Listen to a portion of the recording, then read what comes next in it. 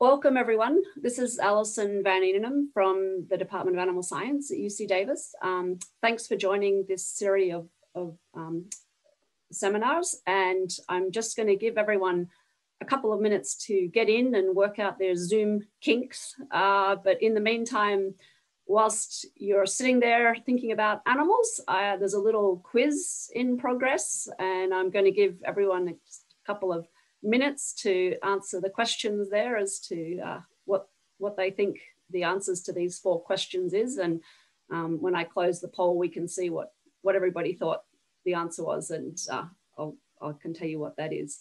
And then we will move into the seminar. So if you want to have a shot at filling out the poll, that would be fun. Okay, so that's the results are being shared now. Is that correct? And correct. So the majority of the attendees here thinks that Asia has the highest cattle population in 2019. And I'm just double checking that I've got this. Oops, hang on. Sorry. Got this right. That is the correct answer. They have 470 million, but what's perhaps not known is that they're followed up number 2 there by Africa and South America are pretty much the same at 360 million. And then Oceania is actually the lowest at 35 million. So did anyone pick Oceania? No. Nope. Good answer. Good. According to the FAO, the country with the highest cattle population, it's a little bit of a tricky question. So a lot of people said India. And actually, if you're looking at cattle, as in Bos Taurus, it's Brazil. If you're looking at the combination of both cattle and buffalo, then you have to add 100 million to India, which puts them over the top of Brazil. And so the correct answer technically is cattle, but that's where you might sometimes see that Indian figure.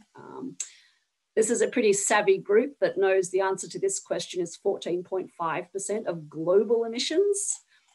And also a pretty savvy group knowing that in America, animal ag is less than 5%. So there's just a little appetite whetter for some of the types of information that we'll be talking about during this series.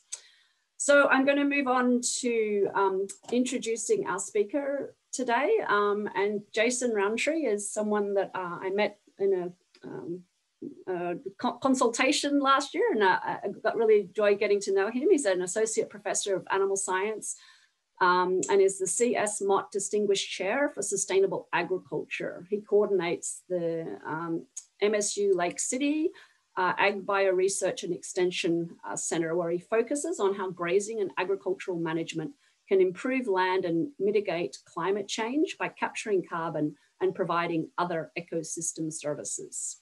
So without further ado, I will turn it over to Jason. Thanks, Jason, for joining us. Appreciate it. Thanks, Allison. It's an honor to chat with y'all. And it's been an interesting year, hasn't it? A year plus now. And this picture actually was taken on the South Island of New Zealand mid-March last year. And so I was invited to give a series of talks across the South Island, and culminating in the International Hereford Congress they had down in Queenstown. And my wife and I, we had the opportunity to go. It was our 20-year anniversary on top of that. And so we had this wonderful opportunity to go. There wasn't a lot of people there, and we had this wonderful time. And then we came back to the United States, and it's been a crapshoot ever since. So the last time we had any normalcy was over a year ago, like a lot of other people, right? And so I have been working at MSU for about the last it'll be 12 years this April, again focused on how livestock management influences how carbon and other carbon and combined with that other greenhouse gases are cycling through systems. And obviously UC Davis is an amazing leader in this space. And so it's just really cool to have the opportunity to work with you guys. And so I live right outside of East Lansing. I'm getting out of chores tonight. My daughter has a handful of cows and some show pigs in the barn. And so I'm I'm not out. We're still feeding a little bit of hay. It's not awfully green here yet. And so I'm getting out of chores for the evening. So for me, you know, the way I started in this was actually pretty odd. This is Hurricane Katrina 2005 hitting New Orleans. I was an assistant professor at Louisiana State. I got my PhD at Michigan State, working with Dave Hawkins, Gretchen Hill, Harlan Ritchie, Ken Ames, some really awesome people in the animal science space, and went down to Baton Rouge. And so we had Herefords and Angus at MSU, and I took what I learned at MSU and just tried to apply it to Brangus and Brayfords, you know, and really was a pretty linear thinker, right? I grew up, my dad was a dentist, is still a dentist. We showed livestock all growing up, but really no like applied productivity or management in my background. And I got really interested in livestock, you know, and judging and things like that. I started going to a lot of ranches and started seeing a lot of things. And so effectively, though, to me, I was very much just applying a pretty traditional linear type of approach to research and outreach. And, you know, I came across like, you know, some quotes and one of my favorite quotes, oh my gosh, the guy's name's leaving me. I'll think of it in a sec, but all land grant universities are like airports. Once you've been to one, you've been to them all. And I say that a bit jokingly, but the point being is that we often tend to do a lot of things the same and think the same. And I was just pretty much kind of part of that normalcy. And so this thing hit, right? And I thought we had this really safe, secure, typically resilient food system, still think we do. But I really didn't consider when the crap hits the fan, the types of challenges you run into. Obviously, you in California can speak to this from the horrid wildfires and floods and things that you all have been going through. And so the types of things that you would see after this storm hit was things like this. Early in extension, I didn't even really do much research then. I was all outreach. And this picture was actually like 14, 15 miles inland, due south of Lafayette, Louisiana. And just the crap totally hit the fan there. I mean, I saw things I'll never see again. I don't, you know, just crazy destruction. And so what I started thinking about is, you know, here we are looking around, and we had beef cattle, and we had wheat and crawfish and orange trees and things like that. There was little real food to eat, though, right? It was a very commodity-driven landscape. And so I started then thinking about resilience and how do we think about food systems through the lens of not only having our big system, which I believe we need without question, but also looking at maybe more regional ways of thinking. How do we begin to think more aptly about really dramatically lowering the types of inputs that we have in our systems to where we're not as reliant on as much stuff, you know? And so I've really kind of spun off in that space. And so I stayed in Louisiana for a while and started also researching other things I wasn't taught in college, things I hadn't seen at the ranch. And I discovered the book Holistic Management. And, you know, those of you in the range world may think Alan Savory is an absolute heretic, and you might have some reasons to justify that. I personally find him to be a very cerebral, very deep thinker. And I really just caught on to the aspect of thinking about managing in wholes and thinking about these systems as being complex. I don't necessarily agree with everything Alan says, but concurrently, I've learned a lot from working with him. I do still help the Savory Institute as an advisor. I help them put together the ecological outcome verification they use for their monitoring. I work quite a bit on that. It's now adopted on over, I believe, about 2.2 million acres. And so I really began to embrace looking at nature and looking at how we manage more from a standpoint of not trying to compartmentalize things, i.e. animal breeding, fertilizer requirements, forages, but really trying to think about the whole system. And so I've really been in that space ever since. One thing that will come out of Alan's work and others, Voisin and many others, is this concept of adaptive multi-paddock grazing. We choose to use that term under the auspices of representing managed grazing, reflective of holistic planned grazing, management intensive grazing, cell grazing, other things. I'd like to point out that my former grad student, I believe who may be on the talk today, Paige Stanley, helped put a lot of this together, some of the slides that I show. But effectively what we're talking about is beginning to think more about adaptive management of livestock grazing, not just a prescriptive move on day 1, 25, 50, 75, but really beginning to look at the forage productivity, understanding that one of the key things is how we graze to recovery in these systems. Often our research tends to follow these prescriptive protocols for moving cattle, so we're not confounded. But many times when we get it down that rabbit hole, we tend to not address the complexity ranchers we work with fight on a daily basis. So going to the literature, you can pretty much find the facts that adaptive multi-paddock grazing can, without question, in certain contexts, in many contexts, increase cattle productivity by primarily keeping grasses more vegetative, less high fiber in them. There's lower lignin. There's effectively less enteric methane. We concurrently see greater productivity. By the proper defoliation of the plants in these pastures, we also begin to see greater root and shoot development, greater leaf area, reduced soil erosion, and improved soil health as indicated by microbes and fungi. And from these processes, we also begin to see the manifestation of soil carbon building in the soil. It happens one part with litter, it happens one part with microbes. We're learning more about these fractions of organic matter. I'll show a slide later, looking at these aspects of how the microbes are facilitating, with the help of nitrogen and other substrates, the building of carbon on mineral mass in the soils. But I really want to point out the fact that when we talk about this management, that it's really about grazing to recovery and allowing these plants to come to a recovery where they're really almost becoming reproductive again. Obviously, in an annual grassland landscape like California, there's going to be considerably different nuances to what we see here in Michigan, or where I grew up in Texas, or down into the Southeast, right?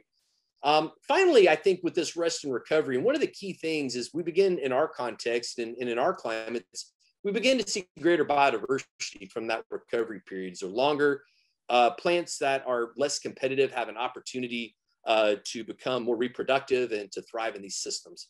And so that's effectively a lot of the work that we try to apply in the space we're at today, or and I work in. And that's primarily Lake City Research Center. Lake City's on the 45th parallel, right south of Traverse City, Michigan. When I inherited the farm, it had been conventionally managed for 20, 30 years. We had a semi-Angus set of cows, probably anywhere from 1,500 to 2,000 pound mother cows, very much oriented towards genetics to perform in the feedlot. Nothing wrong with that. We used quite a bit of fertilizer in these systems, a lot of hay cutting. Normally the grazing season would go from May to September. And so when I inherited this farm, I really wanted to think about these aspects of holism, how to potentially manage this farm as a system. And then underneath that bigger blanket, come up with replicated types of research that we could answer questions in that are worth asking, but it didn't compromise the whole of the system we're trying to manage. If I wanted to do this on campus, it'd be impossible. But the fact I'm 2.5, 3 hours away, it really becomes a big benefit. So when I inherited the farm, the first thing I did is I moved out the bigger cows, and I bought a set of Red Angus cows from 5L Ranch in Montana, Red Angus purebred. These cows weigh between 11 and 1,200 pounds, body condition 5, at about age 5. And that'd be around weaning time. So really moderate, very grassy kind of cattle. I quit haying in that system. And we also quit fertilizing outside of what we use for annuals in some kind of cover crop type grazing trials. The most fertilizer I've used on the place in 12 years would be one application of 30 units of N. I can tell you, and I have a lot of data I want to show right now, but we've seen improvements in our productivity, our grazing days per acre, 30 to 40% since when we started, by eliminating those inputs that we typically believe that we need to be on to help productivity in the forages. And so just a few other things about the farm. I really love working here. Through this opportunity of holistic management and science. What I want to also say then is that what we're trying to do is not reduce all the variation down, but embrace it. And so in my mind, that system that we've implemented at the farm actually operates at a greater scale than the scientific method. And so then for me, if I can keep the system in place, but then apply the scientific method underneath that, I think it more aptly reflects results that we might see at the ranch level versus trying to split something up in a 4 or 8 acre block and do replicated rotational grazing research, which we typically see. And so for me, then I can allow and work under this context of a systems opportunity, but then I can still reduce down in certain situations to answer questions. And then science and this whole systems complex approach still can work together. So this is what our farm productivity looks like. Big peak of grass in May. It begins to ebb down in September. We get a second peak of these cool season forages, October, November. We've been playing sometimes with grazing annuals all throughout the grazing season. One important thing that we've done is we push that September haying now into December. We typically start grazing in mid-May, but just by doing that, it made a tremendous difference. Now, we also bring hay onto the farm, and we need to account for that, and we do in our life cycle assessment. We sell primarily grass-finished yearlings off this farm. A few grass-finished 2-year-olds. I sell bulls. We've got about 150 to 180 papered cows now. We've also brought in some Akaushis as well that are registered. That'd be what our typical cows look like. Really nice, moderate set of mother cows.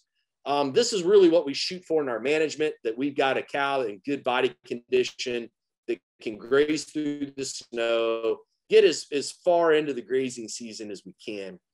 And importantly, I also want to bring out is beginning in about 2010, 11, we also began to do considerable soil sampling. I wish I'm much better at soils today than I was 10, 11 years ago, and I wish I could apply that knowledge. But we have been following soil over time on this farm as well. This is what a set of our keeper heifers are going to look like. Again, just a nice body condition score 5. Typically at weaning, we keep them there from a management perspective. What I really mean to say is their frame size is going to be about 4 to 5 frame cattle. Some pictures of our grass feds, about 18 months. So we've been really apt at recording all the data that's coming off this farm and doing that work. This would be just an example of a combination of some volunteer alfalfa with a cool season annual mixture. We've done quite a bit of grass finishing research on these annual mixtures as well.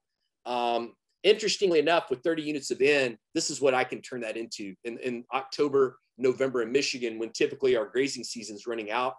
That's going to be roughly about 200 stock days. I got about 6,000 pounds of utilization per acre out of that cool season mix. You've got hybrid kale. There's some Winford radish in there. Lots of different aspects of annuals. Those cattle are actually in too good a shape to be grazing that stuff, to be honest with you. And that's what it looks like when we leave. We can come in with a perennial mixture. I can come in with a quasi-perennial, like an alfalfa, or really do some things like that. Typically through the winter, these stocks lay down awful nice. We've really found that our grass feds in an 18, 20-month window can grade choice. We normally see them, about 50 to 60% pretty consistently at an 18-month level. We get our grass feds over 2, they routinely grade. 90% of them will grade choice in that model. And so now I'm going to switch a little bit. We're going to talk some on later on different life cycle assessment type things. And I just want to make sure we're all speaking the same language, because sometimes it's different. I don't just strictly do life cycle assessment for a living. I'm very applied in our work, but I have tried to get to be a little bit better at it. And often what we're talking about is a birth to slaughter scenario. We can see some that are reduced down to a weaning to slaughter scenario. The functional unit in this space is going to be a CO2 equivalent per kilogram of carcass weight is what we're talking about. The gases associated that I'm going to focus on in anything is going to be CO2, methane, and nitrous. And I'm going to be using the global warming potentials from a little bit older IPCC, but CO2 is 1, methane is 34, and nitrous is 298, nitrous oxide. And so when we go to the literature, when we really want to get down to more of the science side of this stuff, the very fact is that I can go to the literature and I can find data that says that there is no way that we can support holistic plain grazing from a standpoint of improved productivity, improved grassland productivity, grazing land productivity, et cetera. We can also find data that says, hey, this grazing deal doesn't do much to build carbon. I can certainly show you data that would say that, hey, methane is a key contributor to climate. We all know that.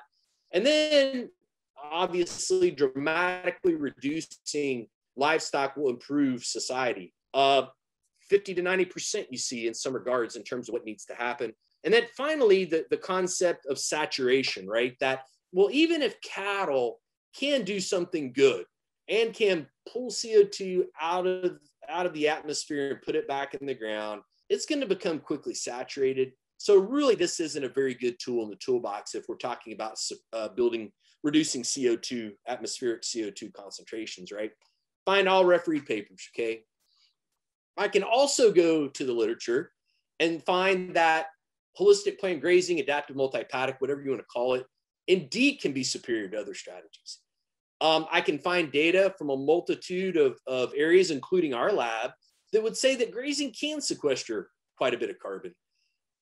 There's papers out there, likewise, that would say in certain circumstances, methane is potentially tertiary in overall emissions in a beef model. And then finally, that we've lost so much carbon in the topsoil that good management is going to bring this along a long way, that we shouldn't worry about saturation whenever things are so extracted, right? And so really it's interesting in this space to go to the literature and find these completely confounding or mirror opposite outcomes in the data. And why is that? And I think one thing, again, back to this systems thing, is that often in our research, we tend to get these linear versus complex natural systems conflated a little bit. What I mean by a linear system is thinking like a computer. A computer doesn't organize on its own. It is emergent, but we know what we're getting. The sum of the parts equal the exact whole. My keyboard plus my mouse plus my computer lets me write a paper. And a system, I can control it. Like we can control a linear hard system. We can create a spaceship. We can control it. We can put it somewhere. We can build an automobile, right? Alternatively, when we talk about these complex natural systems, these are self-organizing. They can grow on their own. They don't need humans to evolve. They're emergent, but it's unpredictable what happens, right? The emergence is unpredictable. And that's a huge contrast towards a hard linear system. Some of the parts typically equal more than the whole, right? 1 + 1 can equal 7 or 8 in these systems. Nature is not like these very discrete linear boundaries. They're patterns and it's nested. And finally, complex natural systems have what we call bifurcation, right? Which is that point like that hurricane where you hit a point in the ecology of the system and it never reverts back. And so ultimately, we could even talk about COVID being that way. What I would offer then is that we really have treated agriculture and land management in our science and our approaches considerably more as a linear hard system versus a complex natural system. And I think concurrently, often when we get in these very controlled situations, we tend to see results that may not reflect these bigger operating complex natural systems. And that's just my hypothesis. You can think I'm full of crap. I'm not gonna like push back, but it's just the fact that I do see that so often that we tend to try to narrow these things down and reduce these systems into too simplistic of a way of moving forward. And so I really think then too, and I go back, I saw this in a talk at Quivira from Miguel Altieri at Berkeley there that said that agriculture is typified by the thought process, this long-term mean that we do have unlimited energy and inexpensive inputs, that we are operating in a stable climate with abundant water. Nature can be controlled with increasing technology, a new pathogen, a new insecticide, and hunger can just simply be solved by increasing productivity, right?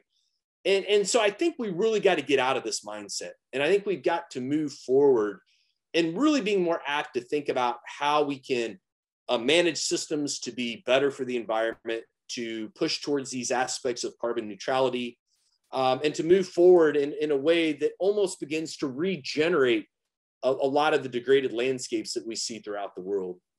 And we see them today. This is in your state, taken from the Washington Post. This is from my state, taken right there in the west side of Lake Erie. Huge challenges with the way that we've managed over time from a standpoint of creating these really horrific bifurcation points, whether it be fire, because of these horrible complexities of the way that we've managed landscapes for considerably greater periods of time, combined with global warming, or the fact that we've so much run so much drain tile through northern Ohio and Michigan and other areas that we're getting these massive eutrophic events from a standpoint of phosphorus and nitrogen runoff, right? And so that's really where this has led us. And I really think we've got to work collectively to move forward and try to reverse a lot of these challenges that we're seeing today. And so I think what I really want to say finally, then a couple more things before I talk about a few papers, is that I believe that we've got to address this in a holistic way, how we manage our agriculture, our timber, our urban sprawl. And I just think also, especially like when we get in this plant-based deal, right, that we in agriculture tend to want to like pit food against each other, right? And I don't like it. I don't think it's very productive where, you know, well, Beyond or Impossible Burger is a soybean. And, you know, I don't want to throw a soybean farmer under the bus is what I'm trying to say. I don't want to delegitimize the reasons a person that's a vegetarian might want to eat something that isn't meat, right? But I do think then that we've got to also concurrently be thinking about how our food is being grown. There's nothing magic about a soybean, and really try to consider that it isn't the output; it's how we're growing it, and that's where I think we really need to focus. I think you've already seen this question, so I'm going to move on. You know the answer; it's less than 5%. In fact, when you look at the most recent EPA data, if you want to focus in on beef footprints, I'm going to kind of switch gears, talk about this, and go to a few of our papers. Beef today is about 2.5% to 3% of the overall footprint in the U.S. Agriculture's less than 10. And suddenly, though, cattle seem to be blamed for many of the challenges that we see today, especially as it relates to enteric methane. Again, I've said this, you know, and the other thing I would like to manage, not only the holistic piece, but I really want to work towards trying to get more community in this space, right? That it isn't little versus big. It isn't grass-fed versus grain-fed, but it's more a function of trying to think about how we can work together to answer these challenges we see in our food system. It's important to understand that the ship is left. When it comes to reducing emissions, using the Paris Accords or whatever, 30% seems to be a target number, if not more. General Mills is working really hard, Shell, all these companies. And I enjoy working with these companies. And I feel like it's important that we in academia work shoulder to shoulder with what's going on. But there's definitely a push. You know, when McDonald's said, hey, we're going to get rid of crates, we're going to get rid of battery cages, the industry responded overnight. And I think concurrently, as we make these targets for emission reductions, I think the industry is going to be responsive as well. The first paper I want to talk to you about is Paige's paper, who is on the call. And effectively what we did is we took weaned cattle. We didn't take the cow side, to be honest. I want to be sure in that space.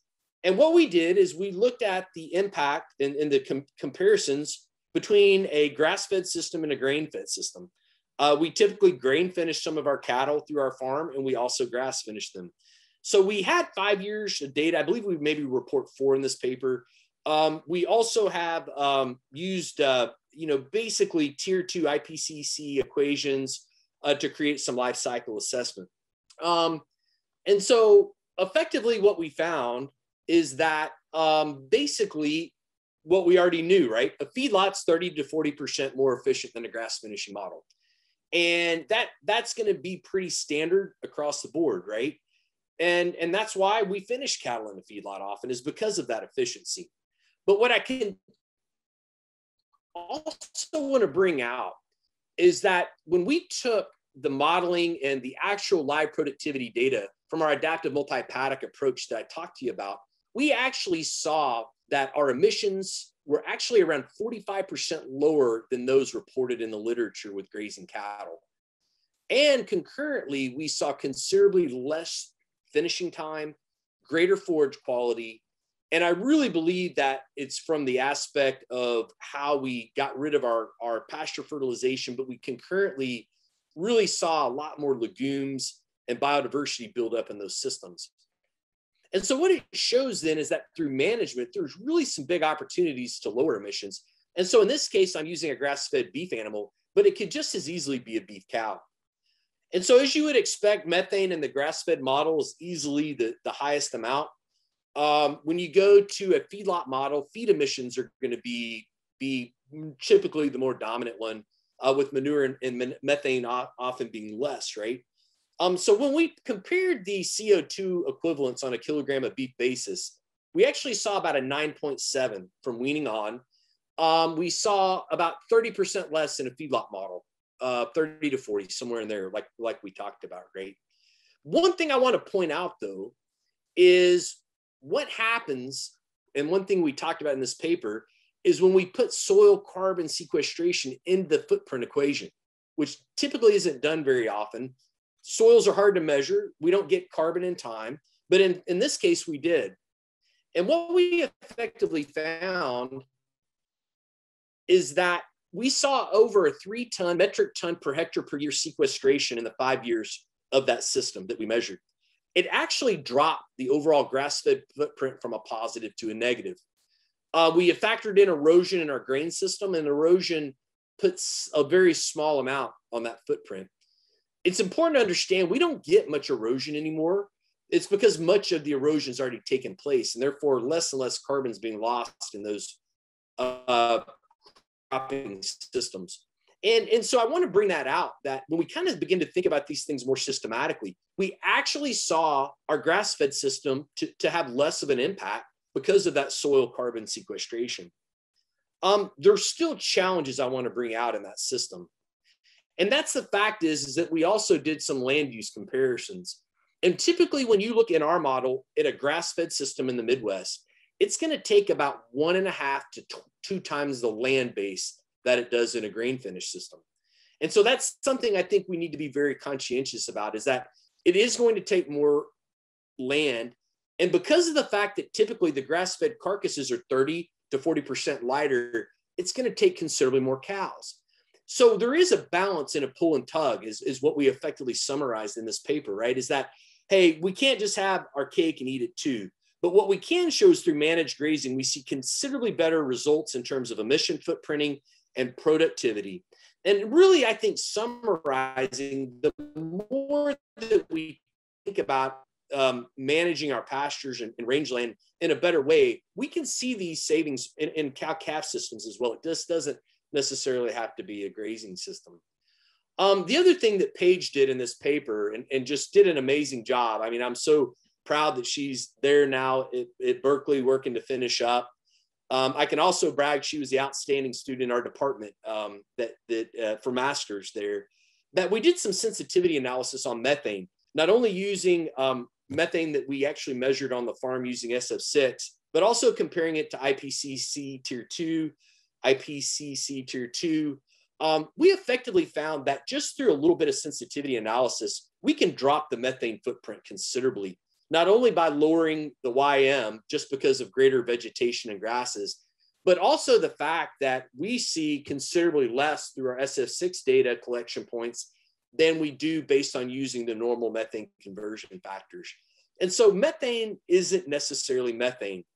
And which leads me to another paper that we just published, right? And that is by Logan Thompson.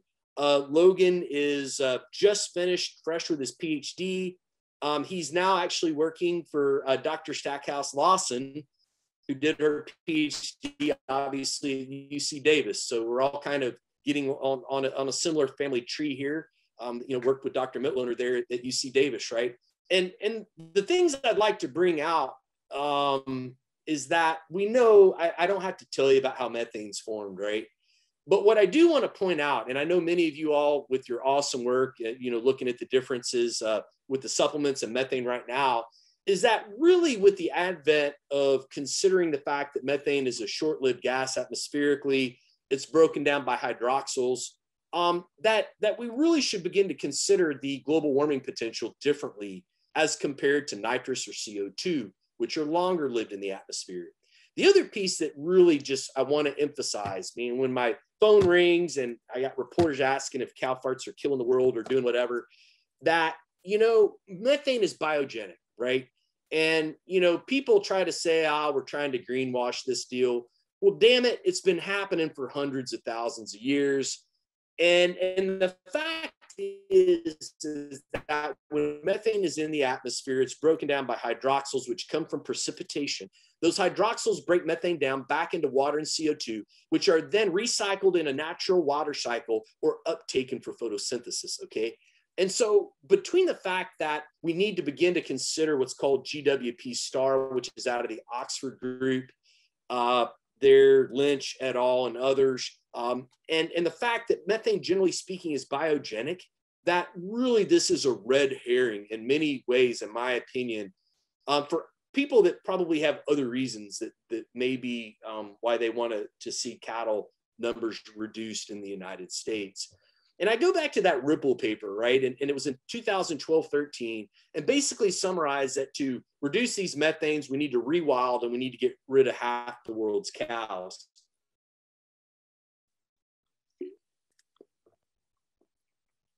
I'll skip that. I'm going to basically skip that. I got ahead of myself, y'all. So I'm going to go back and I'm going to hit that slide just in a minute. But one thing I wanted to point out with this slide is the fact that there are many top-end opportunities out there for us to mitigate carbon through agriculture. The data is clear. We see pushback often from the sharing sparing crowd or some others, but the data is out there that we can do this. I also want to point out the fact that Shell Oil, I recommend going to their website, brand new energy transformation scenario that they've come up with. Biogenic sequestration is a huge component of what they're doing. You can look in terms of their different modeling and their different perspectives on how they think using nature that they can dramatically decrease CO2 emissions. And so they're very driven on using natural capital. And so again, for the argument that we can't do this through landscape management, we can't do this through agriculture, I just tend to push back. If Shell Oil and others are investing in this, and the data seems to be quite clear that we can do these things, I just don't understand why we're not embracing it more. And so back to this paper is the one I wanted to bring out with. This is a paper I just had wrote a little bit of, but it addressed the fact of Ripple going back, saying, hey, we need to reduce the cows by, half, right? And so what we did is in certain contexts, and we've seen very high soil carbon sequestration rates, considerably greater than the 0.1 to 0.3 that are often out there. I'm not going to get in this discussion of what's real or not, but the point is we just took that number as a high number. I guarantee you, I understand the fact that it isn't realistic in many opportunities or many areas in the United States, but it is in others, right? But the point we wanted to bring out is twofold. Number one, if we're just going to say that we need to have vegetables and crops, we need to more aptly account for soil carbon erosion in those numbers. We typically don't account for erosion over time in our cropping models or in our vegetable growing models or other things. And so what we tried to do in this paper is account for all the emissions over agriculture. In fact, parsing out soil erosion over time. In this case, the green from an agriculture North America perspective represents the ruminants. The red represents the farm soil erosion. And then the blue represents the erosion and fertilizer and cropping. And the point I want to make to you is that when we reduced ruminants, really in the context of carbon change, it doesn't do very much to offset the bigger footprints of agriculture. it doesn't do as much as what we might think it would. And if we can stack, and in this case, we stack all sorts of conservation cropping as well as applied adaptive multi-paddock grazing, that in fact, over all the North American lands, if we use these higher numbers, we can in fact see carbon as a net sink for agriculture across these areas. Now, I think, again, I want to point out that the numbers we used are considerably higher than many that you see. But there's also growing literature that when we begin to stack these conservation cropping models and adaptive multi-paddock grazing models, we do begin to see greater sequestration rates. And so the last paper I want to talk about is a paper we just published in Frontiers this last year. Paige, again, is a co-author. Isabella Maciel, who's a postdoc working in our lab. Mariko was at Qantas. Stephen Rosenweig, who is the soil health scientist at General Mills. A few others that I've been able to work with there. And what we did is we actually worked and created a life cycle assessment, and we did a time scale study on soil carbon as well, and we married the two of them together. And so what we did is we took a farm in Georgia that General Mills, who was a funder of this study, was buying products from. And what this farmer did is basically in South Georgia, and it's a very eroded, degraded landscape in South Central Georgia, one of the poorest areas that you'll see. And basically those cropping rotations are, there's wheat, there's cotton, there's peanuts, there's corn, there's considerable irrigation, but it's crop after crop after crop, a very clay type soil, highly eroded, very impoverished areas, okay? So what this farmer did is he started buying up land, and what he would do is he would actually start feeding hay and bringing hay onto the farm. And in any LCA that we've done, we always bring that hay input. We account for it in all the math. And he started feeding hay in these systems. And then over time, he started adding more livestock. He's 100% organic. And he also is the largest organic provider for Whole Foods, organic foods provider in the Southeast US. And so effectively what we did then is we did an LCA on all the pigs, chickens, cows that he had. And then we likewise, again, did some time and space substitution to kind of do a temporal look at soil carbon over time, such that we took land that was just coming into his new approach all the way out to 20 years.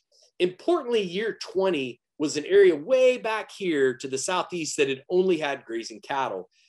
This farmer has his own packing facilities, so he has the opportunity to put out compost. He puts out compost normally in that process from years 1 to 3 and quits after that, right? So compost is another input that we've got to also calculate, right? So what I want to show you, though, is when we looked at the soil health in this system over time, we found that in year 0, very little soil carbon. And as we followed it through to year 20, we saw linear increases. The quadratic model might even be a little better fit here because of this time 13. And what I want to say is we looked at linear because in this time 13, this also was very close to the packing facility, and it had considerable poultry influence to it, a lot of nitrogen cycling through that system. Whereas this 20, again, was just the cattle. But what I want to show you is that over that 20 years, this rancher showed a way of being able to build carbon in the soil while creating a high-end food. He also was able to hire 50 to 60 people to work in his packing facilities and to work on the farm in an area that otherwise looked like a very Depression era type of system, okay? When we look at using the Cornell test, the CASH test from Cornell, water stable aggregates all go the right direction. Microbial respiration all go the right direction. Active carbon just rises almost exponentially. Water holding capacity didn't as much, which I really think is the way that the test that we use. Microbial protein also goes up linearly as well. And so what we found is that in any soil health, pretty much except for the water holding capacity, which I kind of think is an outlier, we saw tremendous improvement of taking degraded farmland and using this stacked enterprise approach. Now, with the auspices that 30% of the nation's landscape that is in corn today is not even producing 130 bushels, I would argue that these types of systems may be considerably greater and better types of replacements that are going to be potentially more resilient as well. So when we looked also at the CO2 equivalents per carcass weight, I compared it to a commodity model. I took the multi-species pasture rotations, what we called it, and we compared it to commodity. We looked at poultry, pork, and beef. In any scenario, the commodity model, equally to the other data, is considerably more superior on a CO2 equivalent basis. The same thing, though, is that when I took this 2.29 metric ton per hectare per year sequestration and applied it to that footprint of this system, we see a tremendous reduction again in the overall emissions of that system on a CO2 equivalent basis, such that it reduced dramatically the overall footprint. And so that's something I also want to bring out. And then finally, on that land use scenario, we also see the same challenge: considerably more land to produce the same amount of food. What I also would like to say, though, is that most of the farmers that are farming in this regenerative way, their goal isn't to maximize output, okay? Their goal is to manage within a context that also improves their landscapes. I do think that we can take these principles that we're learning and apply them on big farms as well. And I think that's really that future where we're going. And so to that point, and to a question Allison had me ask and address, is that should we prioritize more on an ecologically beneficial landscape, or should we concentrate on more extractive agriculture approaches that are a considerably smaller footprint? Or should we finally just consider blending the two in a better way? I want to bring out a really great paper that just came out in Nature this week that actually summarized through meta-analysis that small farms indeed can outdo big ones in terms of yields and biodiversity on a global basis. So there is somewhat of a misnomer that big farms are always the most productive farms. The challenges are that it takes considerably greater labor and more inputs on a basis to do these things, right? And so really, again, I think it just really tells me that we need a balance. So that point of carbon saturation, a few more slides and I'm going to quit. This is work from a colleague and collaborator, Francesca Catrufo, the MEMS model. She's at Colorado State University. And what I want to show you is that when we look at the fractions of organic matter, mineral associated organic matter, which is the more permanent, smaller diameter carbon that's bound to mineral. The blue represents grasslands, the red represents forests. This is across thousands of samples across Europe. What I want to show you is that indeed we do begin to see saturation in the mineral associated organic matter because there's nowhere else for carbon to bind on the inorganic particles. It's microbially facilitated. It takes nitrogen to make this work, but it really also takes a hell of a lot of carbon such that these organic matters are going to be 10 to 12%. Where typically really good organic matters that we see in our part of the world is 6 to 7%. And so when it comes to that mineral associated organic matter, we do see saturated points, but it takes a hell of a long time to get there. And it's going to take a lot of carbon before we should worry about it. Alternatively, if we look at particular organic matter, which is more labile, it's the bigger surface area, the bigger diameter organic matter that's in soils, typically more in forested soils than grasslands. We continue to see this stuff rise. And it continue and linearly increase in soil, okay?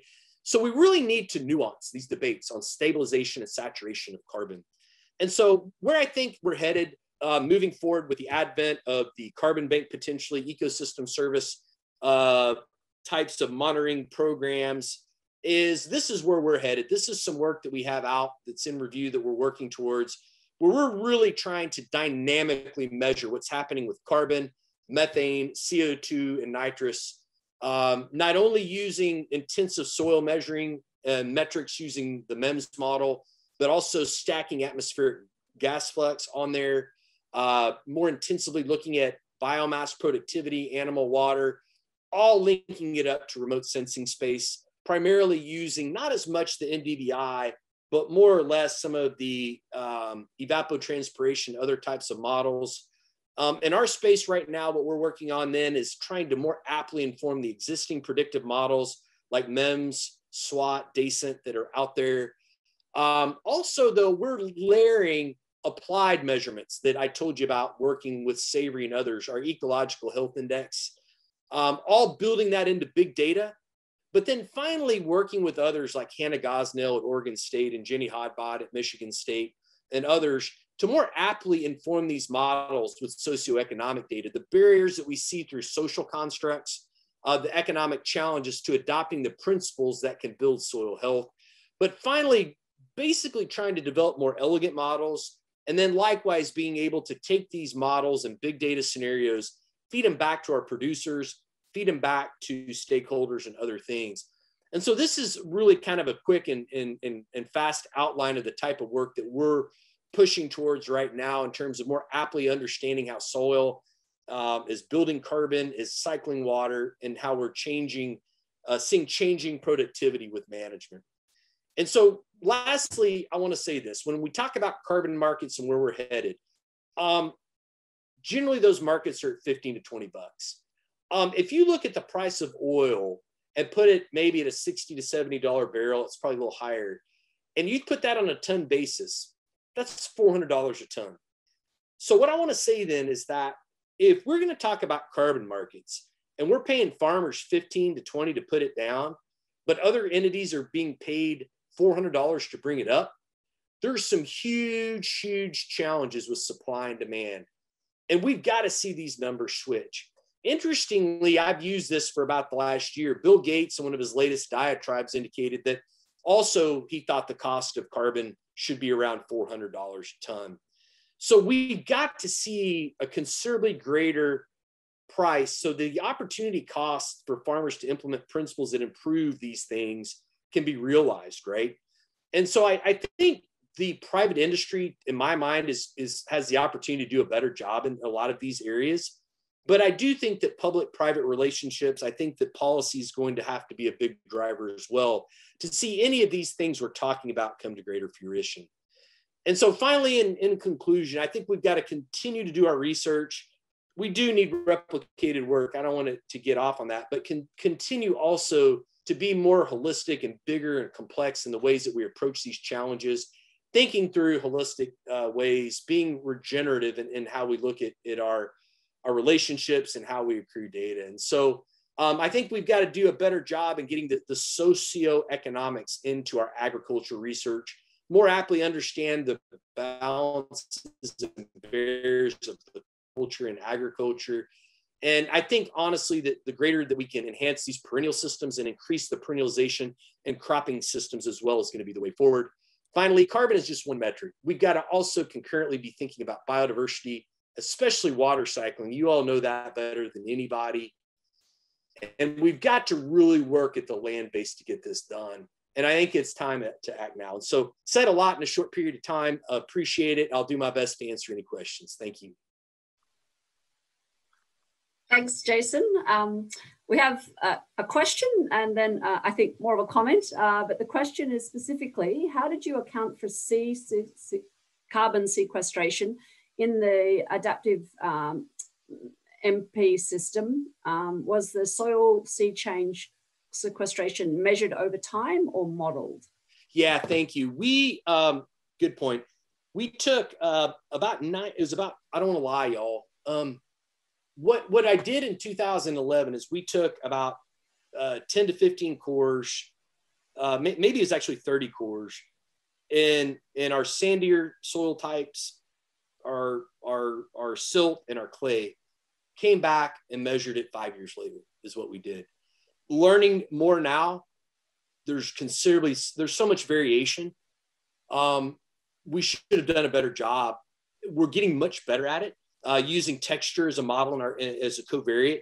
But what I can also tell you is I've considered, even after that study, with better modeling and also with better measuring, we're continuing to see these higher sequestration rates in our system.